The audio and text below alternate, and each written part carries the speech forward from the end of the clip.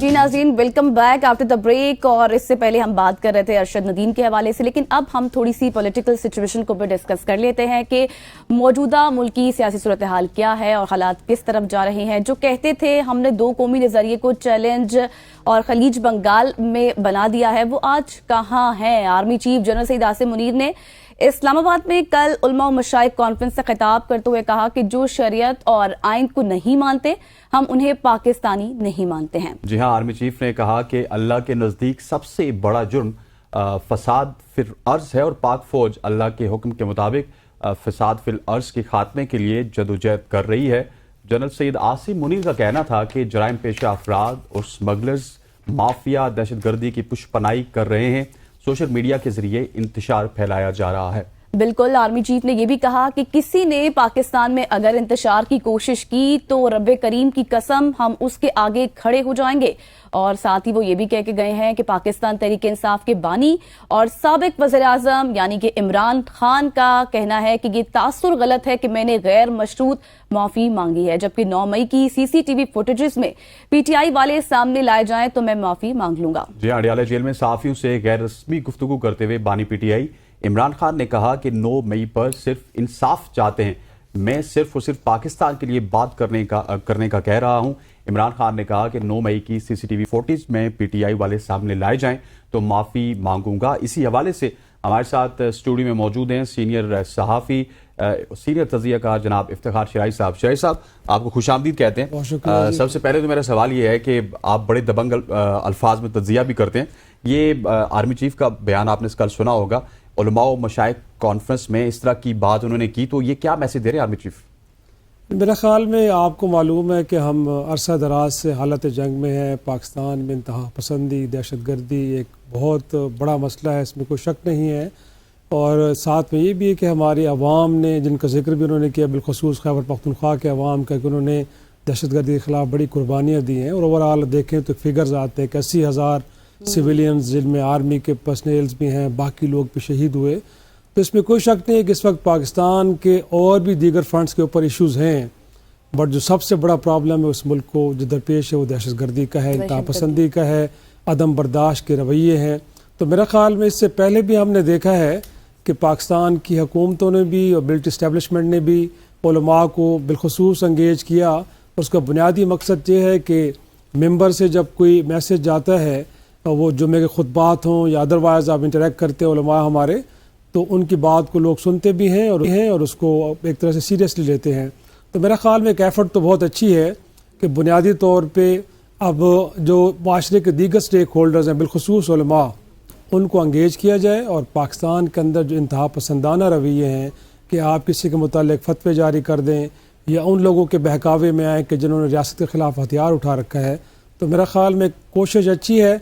लेकिन एक कोऑर्डिनेटेड होनी चाहिए। इसकी ओनरशिप कहीं हमें सिविलियन गवर्नमेंट को भी लेनी चाहिए, वरना सिर्फ अगर मिलिट्री इस्टेब्लिशमेंट ये एफर्ट करती रहेगी तो आइसोलेशन में होगी, वो इम्पैक्ट नहीं आएगा। और मैं तो हमेशा ये कहता हूँ कि पाकिस्तान में जितने मिलिट्री ऑपरेशन भी हुए हैं, जब तक उनको पॉलिटिकल सपोर्ट नहीं मिली तब तक उसमें वो इम्पैक्ट नहीं आ पाया जो आना चाहिए। तो अब भी चाहिए कि जो दीगर पॉलिटिकल फोर्सेस हैं उनको भी एंगेज किया जाए, और बिलखसूस इसमें सारा जो लीडिंग रोल है वो गवर्नमेंट को लेना चाहिए। लेकिन आपने एक बात की है शराजी साहब, आपने कहा है कि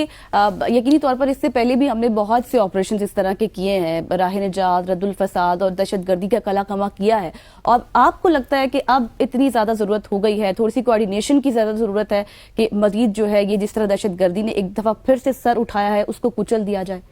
नहीं, यकीनन इसमें तो कोई शक नहीं। आप देखें कि इस वक्त बलूचिस्तान के अंदर क्या सूरत हाल इंसर्जेंसी की चल रही है, जिसका जिक्र भी उन्होंने किया है। स्मगलर्स माफी की जो बात कर रहे हैं, तो बुनियादी तौर पे तो उनका एपी सेंटर बलूचिस्तान है। फिर खैबर पख्तूनख्वा के अंदर देखें, इवन के मियांवाली पंजाब तक हमने देखा है कि बड़ी हौलनाक वारदातें दहशतगर्दी की हुई हैं। फिर हमारा एक बयानी जो बड़ा फैक्ट बेस्ड है कि वो अगवान के जिनको हमने 40 बरस तक यहाँ पे मेहमान रखा है, लाखों की तादाद में,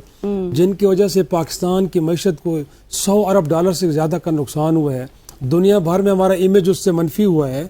आज हम तसव्वुर कर रहे थे, उम्मीद कर रहे थे कि जब वहाँ से एलाइड फोर्सेस चली जाएंगी और वहाँ पे कोई ऐसा रजीम आएगा कि जिनको हमने मेहमान यहाँ पे ठहराया है, बट इस वक्त अफगानिस्तान की सरजमीन पाकिस्तान के खिलाफ इस्तेमाल हो रही है। तो ये भी बड़ा एक लम्हा फिक्री है تو میرا خیال میں ضرورت تو ہے، لیکن جو میں نے بنیادی نقطہ آپ کے سامنے رکھا ہے وہ یہ ہے کہ یہ کوآرڈینیٹڈ ایفرٹ، میں سمجھتا ہوں کہ نہ صرف پولیٹیکل فورسز بلکہ اس ملک کے جو عوام ہے وہ سب سے بڑے سٹیک ہولڈرز ہیں، کہ آپ کو عوام کو انگیج بھی کرنا چاہیے، اور جہاں جہاں بھی کچھ ایسی آوازیں آ رہی ہیں کہ جہاں سے آپ کو اچھا انپٹ مل سکتا ہے اور آپ کو لگتا ہے کہ وہاں سے چیزوں کو جو آئیڈینٹیفائی کیا جا رہا ہے وہ بنو کے معاملات ہوں، وہ گوادر ہو یا کہیں اور ہو، تو میرا خیال میں ان وائسز کو بھی سننا چاہیے اور اس کے اکارڈنگلی آپ کو اپنی پالیسی کو ایوالو کرنا چاہیے۔ اور ساتھ میں نے یہ بھی ذکر کیا ہے کل اس میں کہ ہم نے جو اے پی ایس کا افسانیہ ہوا تھا پشاور میں، اس کے بعد ہم نے ایک نیشنل ایکشن پلان بنایا ہے، اس کے بڑے اہم نکات ہیں، بہت سے نکات پہ ہم نے عمل درآمد کیا بھی ہے، یہی وجہ ہے کہ ہم فیٹف سے باہر نکلے اس کے بعد کہ منی لانڈرنگ اور اسی طرح جو ٹیرر فائنانسنگ ہے، بٹ اب بھی ہم سمجھتے ہیں کہ مدرسہ ریفارمز کی طرف جانا چاہیے، ساتھ میں ہمیں وہ کلعدم تنظیمیں کہ جن کو ہم نے کلعدم قرار دیا بٹ کہیں نہ کہیں وہ ان کے نیٹ ورک چل رہے ہیں، تو ان کو بھی اگریسولی ایڈریس کرنا چاہیے، تب جا کے ہم چیزوں کو صاحب یہ مجھے بتائیے گا کہ اس کی کتنی زیادہ سگنیفیکنس ہے کہ موجودہ آرمی چیف کی بات کی جائے تو اتنا زیادہ ان کے کوئی بیانات آئے نہیں ہیں اس سے پہلے، اور یہ پہلی دفعہ علماء و مشائخ کانفرنس کے ساتھ انہوں نے خطاب کیا، پھر دہشت گردی کی بات کی، یہ کون سی ویسے دہشت گردی وہ والی ہے یا ڈیجیٹل والی بھی ہو سکتی ہے؟ میرا خیال میں انہوں نے سوشل میڈیا کا ذکر کیا ہے کل کہ اگر آپ سپیچ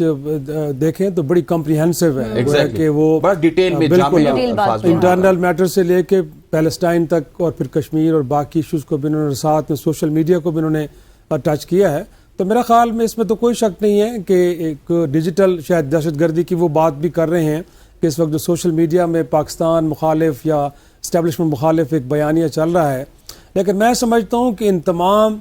بیانیوں کے کاؤنٹر ایک بیانیہ ضرور ہو سکتا ہے، بٹ اس کے لیے آپ کو گراؤنڈ ریالٹیز کو ریڈ کرنا ہوگا، پبلک پلس کو لے کے آپ اگر ایکشنز لیں گے تو میرا خیال میں آپ کا بیانیہ پھر اس بیانیہ کے مقابلے میں جیت جائے گا، تو اس سے گھبرانا نہیں ہے، کیونکہ دیکھیں اس جو ایک پروپیگنڈا ہے نا اس کی تاریخ بڑی پرانی ہے،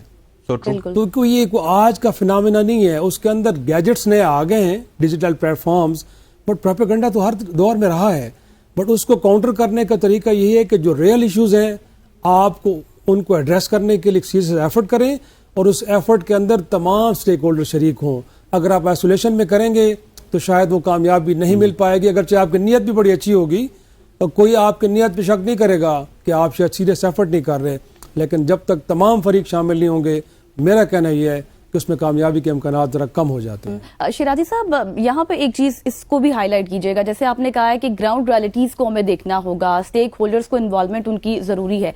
لیکن یہ ساری صورتحال اب ختم نہیں ہو رہی، جب بات ہوتی ہے، جب پریس کانفرنسز کی جاتی ہیں، 9 مئی کے حوالے سے باتیں کی جاتی ہیں، 9 مئی ہوا، آپ کو پتا ہے کہ ابھی گزشتہ دنوں جو ہے وہ حکومتی جو رہنما ہے کچھ وہ بھی پریس کانفرنسز کر رہے تھے، انہوں نے کہا کل بھی جب جاوید لطیف نے پریس کانفرنس کی تو انہوں نے یہی کہا بھائی اب ہم اور جو مصدق ملک ہیں وزیر پیٹرولیم انہوں نے بھی کہا کہ ہم یہ معاملات خود بھی ختم کرنا چاہتے ہیں، 9 مئی ختم ہو، آپ معافی مانگیں اور آپ ایسا نہ کہیں کہ یہ کچھ ہوا نہیں، یہ ہوا ہے، تو آپ معافی مانگ لیں۔ عمران خان کو نہیں چاہیے تھا کہ وہ ڈائریکٹ معافی مانگ لیتے، بات ختم ہو جاتی، ملک آگے بڑھتا؟ دیکھیں میں اس میں تو کوئی شک نہیں ہے کہ پاکستان اس دوراہے پہ جہاں پہ کھڑا ہے آج کہ آج ہماری اکانومی ایک عملاً ڈیفالٹ کر چکی ہے، دوست ممالک کے پیسے ہمارے اکاؤنٹس میں پڑے ہیں اور اپنے ریزروز کو ہم نے مینٹین کیا ہوا ہے، ہماری ایکسپورٹس کچھ نہیں ہے، اگرچہ SIS کا فورم بنایا ہے بٹ پاکستان میں ابھی تک کوئی فارن انویسٹمنٹ لینڈ نہیں کر رہی، IPPs کی ایشوز اپنی جگہ پہ ہیں، انفلیشن یو نیم اٹ، تو ایسے میں یقینی طور پہ جو قیادت کا کردار ہوتا ہے وہ یہ ہوتا ہے کہ وہ بڑی فلیکسیبلٹی دکھاتی ہے، ایگو کو سامنے نہیں رکھتی، تو اس میں کوئی شک نہیں کہ جو آپ نے بات کی ہے کہ عمران خان صاحب کو بھی لچک کا مظاہرہ کرنا چاہیے، اگر ان کا بیانیہ بھی یہ ہے کہ وہ اس ملک کے لیے جیل گئے ہیں، اس ملک کے لیے وہ مصیبتیں سہ رہے ہیں یا ان کے باقی کارکن یا رہنما، لیکن دوسری طرف سے بھی میرا خیال میں اسی لچک کا مظاہرہ کرنا چاہیے۔ دیکھا جائے تو عملاً اس وقت تحریک انصاف 114 نشستوں کے ساتھ اس پارلیمان کی سب سے بڑی جماعت ہے، اس جماعت کی ایک بڑے صوبے میں جہاں پہ اس وقت دہشت گردی چل رہی ہے وہاں پہ ان کی حکومت ہے، 2/3 میجارٹی سے زیادہ ان کو وہاں پہ مینڈیٹ ملا ہے، باقی صوبوں میں ان کا مینڈیٹ ہے، تو میں سمجھتا ہوں کہ ایک ایسی جماعت کہ جس کو عوامی تائید حاصل ہے، 3 کروڑ سے زائد شاید لوگوں نے ان کو ووٹ کیا ہے، اگر آپ ان کو آئسولیشن میں رکھ کے ایفرٹ کریں گے تو نہیں ممکن نا کہ آپ کامیاب ہو پائیں، تو ضرور ہے اگر ان کے اینڈ پہ 9 مئی کو لے کے یقینی طور پہ سے کوئی شک نہیں ہے کہ 9 مئی کا واقعہ ہوا ہے، لوگوں نے ریڈ لائن کراس کی ہے، لیکن ایک ان کی طرف سے جو لاجیکل ڈیمانڈ آئی ہے، ایک تو یہ ہے کہ اس معاملے پہ کمیشن بننا چاہیے، ضرور بننا چاہیے، اس معاملے کی فورینزک تحقیقات ہونی چاہیے. اگر وہ کلیم کر رہے ہیں کہ جو لوگ ریڈ لائن کراس کرنے والے تھے ان کا تعلق پی ٹی آئی سے نہیں ہے، تو میرے خیال میں ان کو اطمینان دلانے کے لیے اس میں کرنے میں کوئی حرج نہیں ہے. تو حکومت وقت کو بھی چاہیے کہ اس کے پیچھے چھپ کے پالیٹکس نہ کرے. ان کی نیت بھی اچھی ہے، تو جو لاجیکل ڈیمانڈز ہے اس ملک میں کمیشن بنتے رہے ہیں بھائی. 71 میں کمیشن بنا ہے، ایبٹ آباد پہ کمیشن بنایا ہے، کئی معاملات ہیں جن شاہد پہ صاحب مسئلہ یہ ہے کہ ان کمیشنز میں سے کچھ نکل نہیں پایا. آپ ہمارے ساتھ موجود رہیے گا. شاہد صاحب ہمارے ساتھ موجود ہیں، یہاں پر وقت ہوا چاہتا ہے ایک شارٹ سی کمرشل بریک کا، واپس آتے ہیں.